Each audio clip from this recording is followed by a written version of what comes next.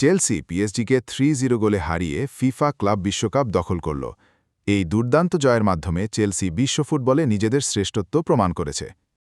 গতকাল 13 জুলাই 2025 নিউ জার্সির মেটলাইফ স্টেডিয়ামে অনুষ্ঠিত ফাইনালে ইংলিশ ক্লাব চেলসি ফরাসি জায়ান্ট প্যারিস সেন্ট জার্মেইকে 3-0 গোলে পরাজিত করেছে। এই জয়ের সাথে চেলসি দ্বিতীয়বারের মতো বিশ্বকাপ ট্রফি নিজেদের নামে করে নিল। এটি ছিল তাদের দুর্দান্ত জয়। কোলে পামার 22 মিনিটে তার প্রথম গোলটি করেন। 30 মিনিটে তিনি আবারও একটি সিদ্ধান্তমূলক শট দিয়ে দলের 2 গোলের ব্যবধান নিশ্চিত করেন। এরপর 43 মিনিটে পামার আরও একটি পাসে জোয়াও পেদ্রো দুর্দান্ত হেড দিয়ে পিএসজি গোলরক্ষক ডিনারামের বাধা পেরিয়ে চেলসির তৃতীয় গোলটি করেন। এতে চেলসির ক্লিন শিটও নিশ্চিত হয়। পিএসজি ম্যাচে রেসকে লাল কার্ড দেখান, কেননা তিনি মার্ক কুকুরেলার চুল ধরেছিলেন।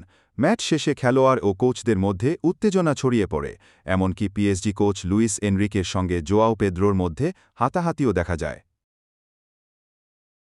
চেলসি চ্যাম্পিয়ন্স লিগের ফাইনালে জয়ের জন্য প্রায় 116 থেকে 153.8 মিলিয়ন ডলার উপার্জন করেছে। এর মধ্যে $40 মিলিয়ন রয়েছে ম্যাচ জয়ের বোনাস, আর বাকি $76 মিলিয়ন এসেছে বিভিন্ন রাউন্ডে দারুণ পারফরম্যান্সের জন্য। অন্যদিকে রানার আপ পিএসজি পেয়েছে মোট $105 থেকে $185 মিলিয়ন।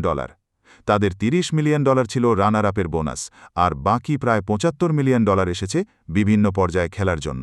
পামার টুর্নামেন্টের গোল্ডেন বল জিতে তার অসাধারণ পারফরম্যান্সের স্বীকৃতি পেয়েছেন। চেলসি উদযাপনে সাড়া ফেলার সময় সাবেক মার্কিন প্রেসিডেন্ট ডোনাল্ড ট্রাম্প স্বেচ্ছায় ট্রফি তুলে দেন, যদিও তাকে বিক্ষোভের মুখে পড়তে হয়।